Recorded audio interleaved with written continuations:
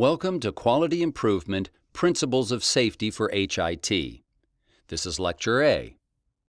The following unit is presented by Dr. Peter Pronovost, a practicing anesthesiologist and critical care physician, teacher, researcher, and international patient safety leader. Dr. Pronovost is a professor in the Johns Hopkins University and director of the Armstrong Institute for Patient Safety and Quality at Johns Hopkins. The institute focuses on eliminating preventable harm for patients. The objectives for this session are to investigate the fallibility of people and systems, describe the ways that every system is designed to achieve the results it gets, apply the basic principles of safe design, explain the ways that teams make wise decisions with diverse and independent input.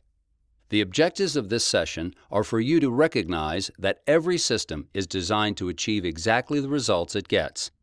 Second, to identify some basic principles of safe design that apply to both technical work and teamwork.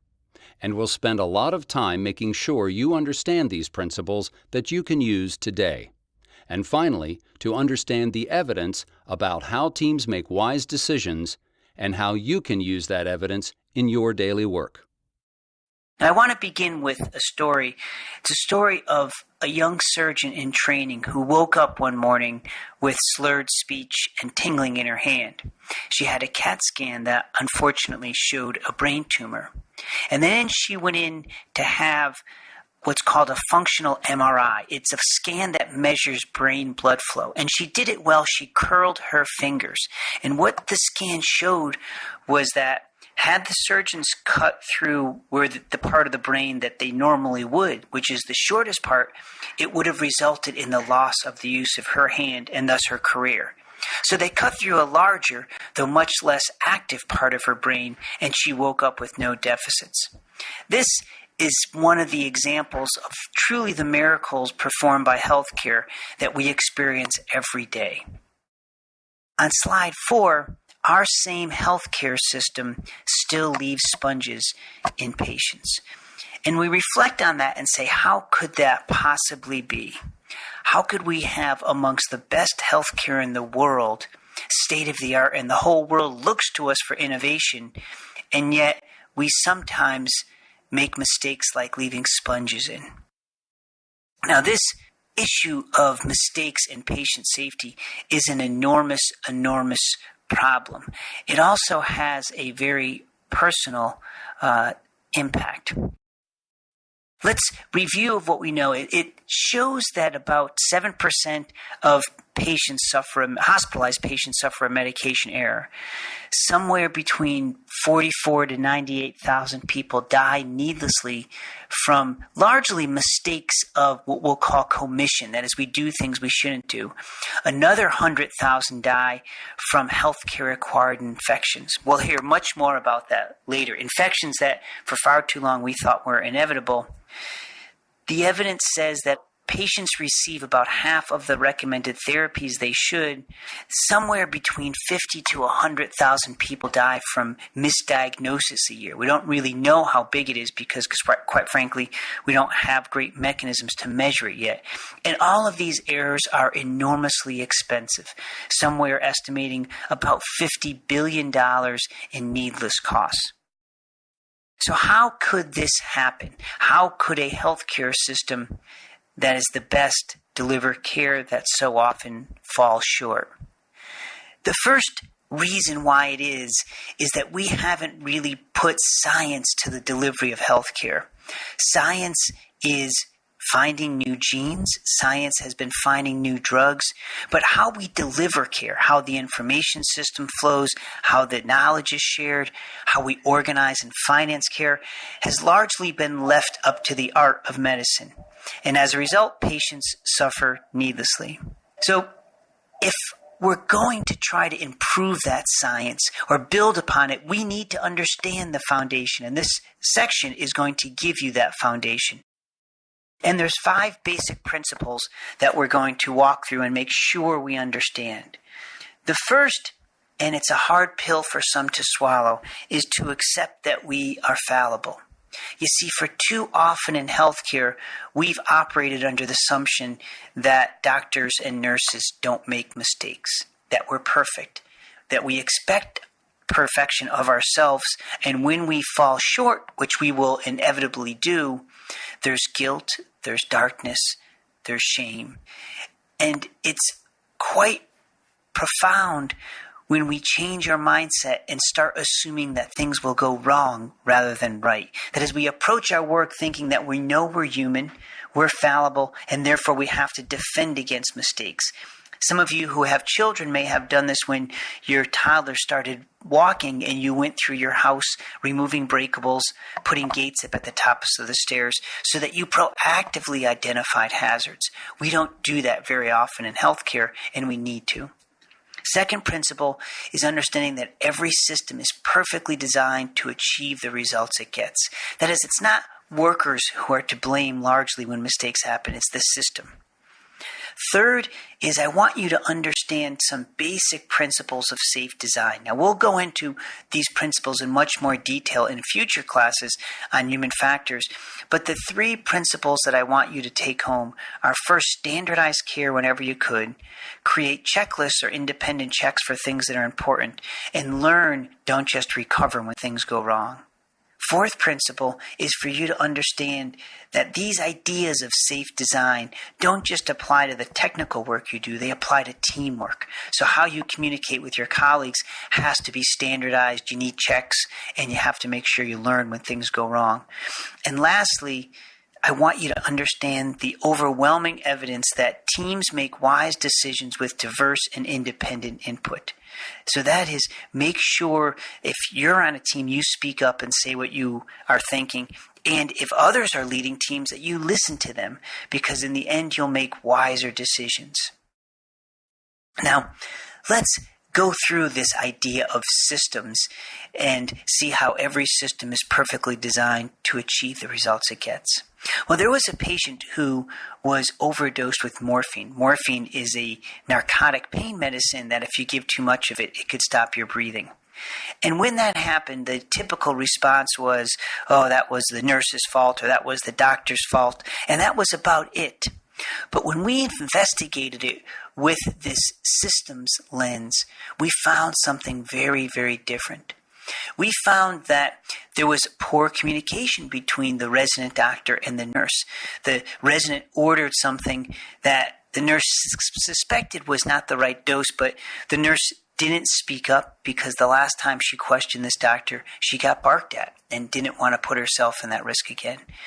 We found that the doctor had inadequate training in physician order entry. We found out that there was no protocol for pain management in the physician order entry. We made the doctors guess what the right therapy was rather than supporting them. And there was inadequate decision support tools, that is, tools to catch this overdose. So to put ranges in to say, hey, this dose is out of what normally is prescribed. Do you do it? So what superficially may seem like, oops, doctor made a mistake or nurse gave a medicine, in reality is much more complicated. And all these vulnerabilities could have prevented it. Now, this model that I'm showing you on slide 9, which is a model from Jim Reason, perhaps the world's greatest incident investigator, is called the Swiss cheese model. And the holes represent vulnerabilities or hazards in our work environment, and we all have them. And these hazards are dynamic. They change over time. They open and close. And when all the holes align, that is, there's inadequate communication, there's inadequate training, there's lack of protocols and management, errors could occur. But on the upside is closing any one of those holes could protect against the mistake actually reaching the patient. And that's what we're hoping you're going to do as you design and implement information technology systems. On slide 10, I put a taxonomy of different system factors. There's patient characteristics. There's things about the task, like entering an order. There's skills of the individual provider. There's team factors, the way the group works. There's environmental factors, whether it's noisy or dark, all the way up to institutional factors. Now, the point isn't that you memorize this list. What the point is that you develop lenses to start to see these systems, because most people in healthcare are system blind, or at least system myopic. That is, they don't see these things. When things go wrong, they blame the patient or they blame themselves or their colleagues, and they don't think about, could lack of a protocol, could lack of training have contributed to the mistakes?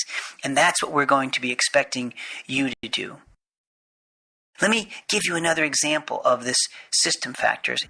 A patient in the intensive care unit went into a fast heartbeat rhythm. The doctor decided to treat it with a medicine called Esmolol, a short-acting beta blocker that slows the heart rate, a perfectly appropriate choice. He asked the nurse to get the medicine. The nurse got this vial, drew up the vial, and handed it to the resident. The resident assumed it was 10 milligrams a cc because we normally had pre-filled syringes of this medicine, but we had stopped making those pre-filled syringes to save some money.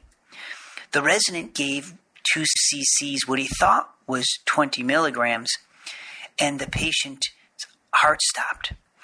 We resuscitated the patient, and in debriefing it, I was standing there and said, why do you think this happened? And the resident, again, not having lenses of systems, said, I think the patient must have a bad heart. We better get an echocardiogram to look at it. To which I responded, I've never seen somebody's heart arrest like this to such a small dose of Esmolol. I think we gave an overdose. Could we simulate what we just did? And sure enough, we didn't dilute this medicine, and we gave about a 250 times overdose. The case like this makes those who study this stuff, like myself, believe that the estimates of harm are the tips of the iceberg. Now here's some improvements in aviation safety over time. The improvements are really remarkable.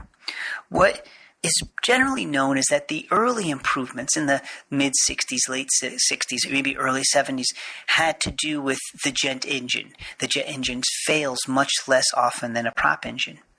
But the improvements later on, at least in the mid-70s and early 80s, were really focused not on technology but on teamwork.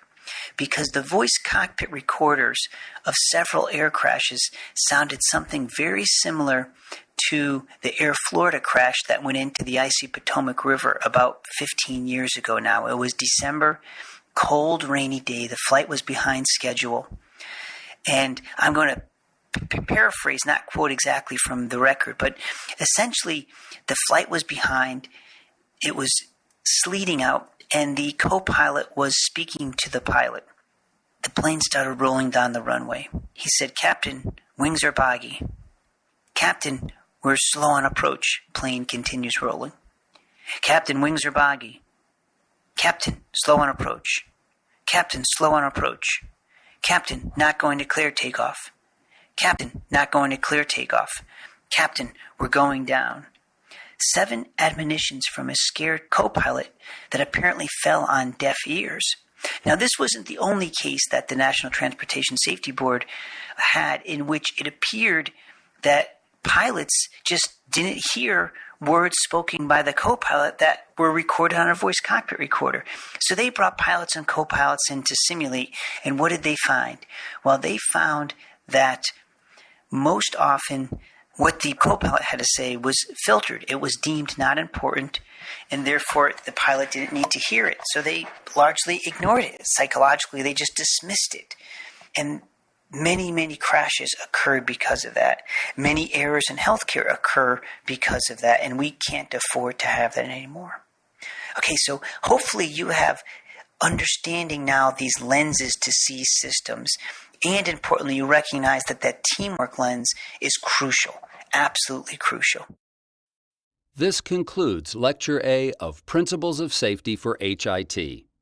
In summary, we've taken a look at some of the major considerations in developing a science of safety, including describing the ways that every system is designed to achieve the results it gets, and applying basic principles of safe design.